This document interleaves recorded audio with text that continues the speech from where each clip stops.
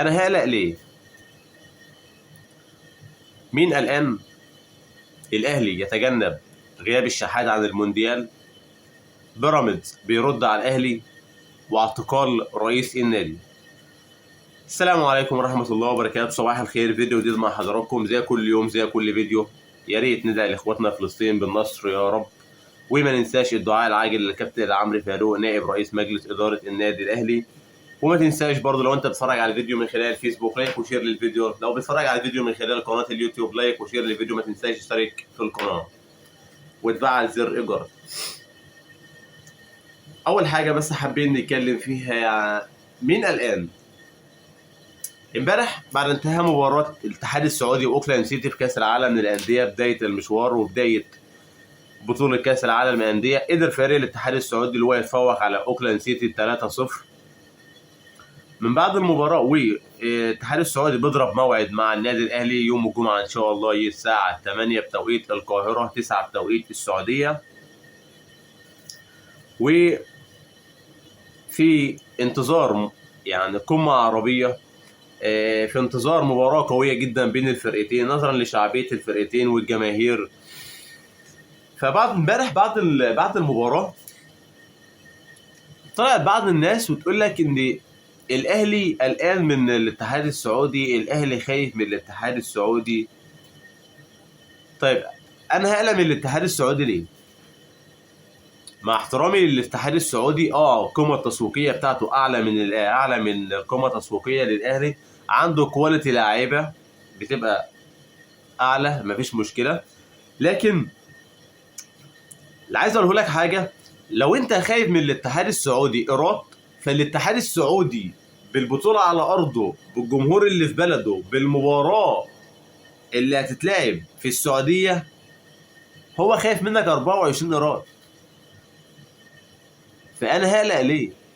والدليل على كده امبارح في فيديو لمشجع للاتحاد السعودي قال لك والله ما يعني صعب اللي انت تلاعب المصريين، صعب يعني بالبلد والله معايا، وهو مش عايز يلاعب الاهلي، يعني هم خايفين منك. حتى امبارح برضو كريم بنزيما بعد لما كلموه على مباراه الاهلي وقالوا له، قال مثلا تفتكر ان المباراه تبقى سهله او حاجه؟ قال لك سهله مين؟ انا افتكر الماتش ده الفريق ده لما كنا بنلعبه السنه اللي فاتت مع ريال مدريد، وقد ايه المواجهه كانت صعبه.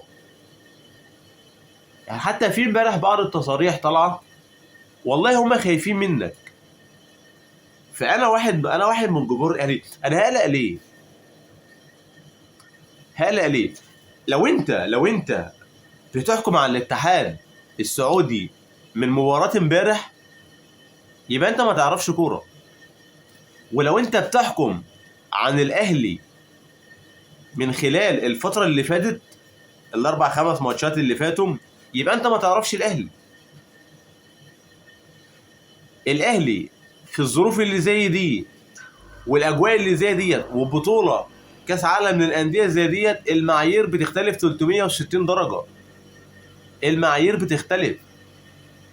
يعني حتى كمان امبارح بعد المباراه في حاله تفاؤل عند لاعيبه الاهلي. وانت واجبك او دورك كمشجع للاهلي، انت لازم دعم للفريق ودعم للجهاز الفني، خصوصا بعد النادي الاهلي ما اخذ جائزه افضل نادي في افريقيا 2023. عندك بيرسي تاو افضل لاعب داخل افريقيا 2023، عندك مارسيل كولر اللي موجود في القائمه النهائيه لافضل مدربين العالم في جائزه جلوب سوكر، موجود مارسيل كولر مع 7 مدربين على مستوى العالم، ومدربين يعني ما بنشوفهمش غير في التلفزيون بس. مارسيل كولر متواجد معاهم. بتتكلم على انشيلوتي، بتتكلم على ارتيتا، جوارديولا، انزاجي، سكالوتي، سباليتي، تشافي. مارسيل كولر الوحيد من منطقه الشرق الاوسط وافريقيا متواجد مع الناس دي.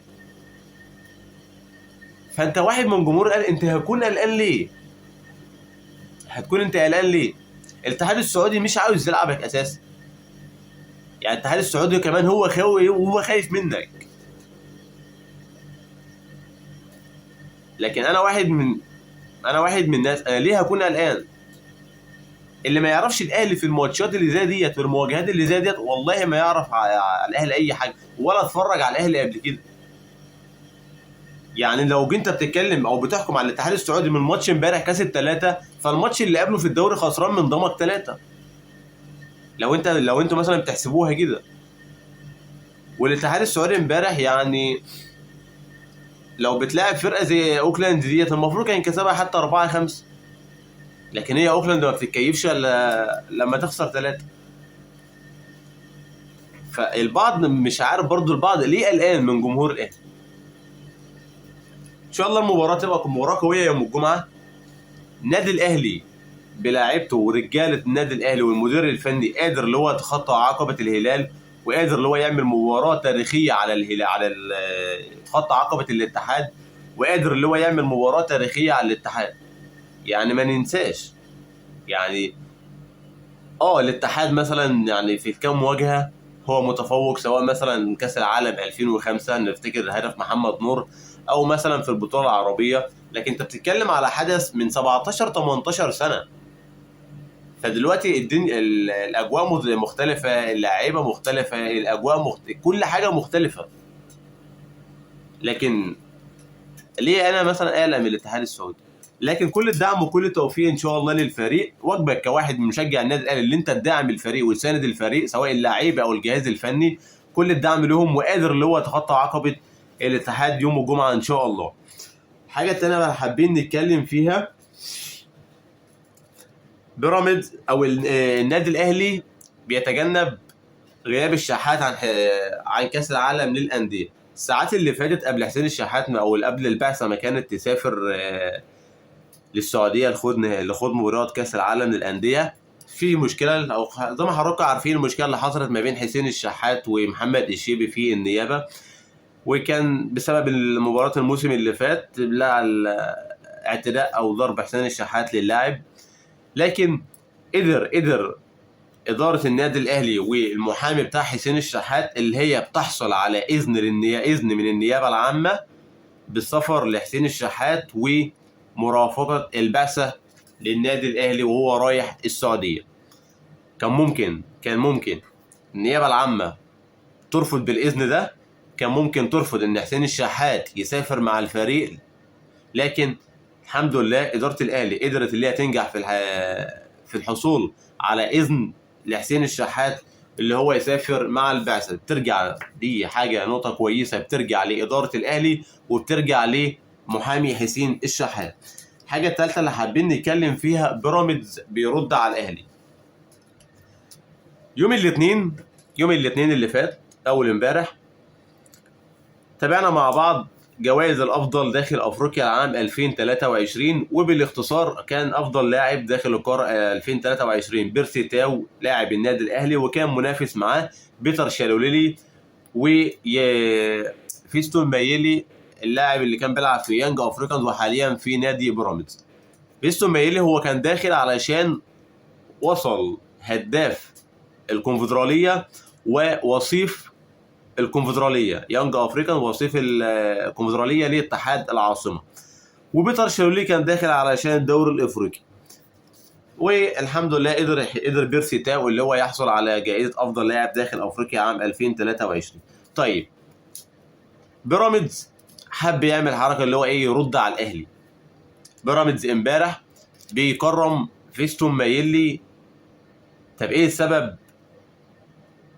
بيكرمه علشان دخل ضمن افضل 3 في القاره عام 2023. يعني هو بيراميدز بالمدير التنفيذي بتاعه هو عاوز يعمل اي حاجه وخلاص. يعني تخيل انت مثلا لو كان بيتر شالوليلي ده هو اللي اخد افضل لاعب ما كانوش عملوا الحركه دي. لكن طالما مثلا بيرسي تاو هو اخد افضل لاعب وبيرسي تاو ده بيلعب في الاهلي، فانا لازم ارد على الاهلي، لازم اعمل اي حاجه برضه اقول للناس اللي انا برضه بعرف اكرم الناس اللي عندي، انا برضه بعرف اعمل زي الاهلي. فهو يعني دايما الاهلي عينه على منصات التتويج وبطولات، وفي بعض الناس عينيها على الاهلي، فمهما تعمل مش هتوصل برضه لليفل الاهلي. طيب الحاجه الرابعه اللي معانا والاخيره عشان بس ما نطولش على حضراتكم في الفيديو، اعتقال رئيس النادي. امبارح اتكلمنا في موضوع اللي حصل في تركيا، وفريق رئيس النادي انقره جوجو فاروق كوجا، الراجل اللي تخطى الحدود ونزل ارض الملعب وتم الاعتداء على حكم المباراه، وبناء عليها تم الغاء النشاط الكروي في تركيا لاجل غير مسمى. وبرضه الاتحاد الدولي رد عليه وقال له مثلا ان الاحداث اللي حصلت في تركيا ملهاش علاقه بكره القدم سواء داخل الملعب او خارجه، وان الاحداث اللي حصلت هي غير مقبوله على الاطلاق. النهارده تم اعتقال رئيس النادي فاروق كوجا. السلطات المعنيه في تركيا النهارده تم الاعتقال على رئيس النادي، ولايحين التحقيقات معه ونشوف الاجراءات هتمشي معاه على ايه. ده كان كل الاخبار اللي معانا. قبل ما انهي الفيديو، كل الدعم وكل التوفيق للنادي الاهلي، جمهور الاهلي، جمهور الاهلي، الكلام لجمهور الاهلي. ما تسمعش لاي كلام، ما تسمعش للاعلام.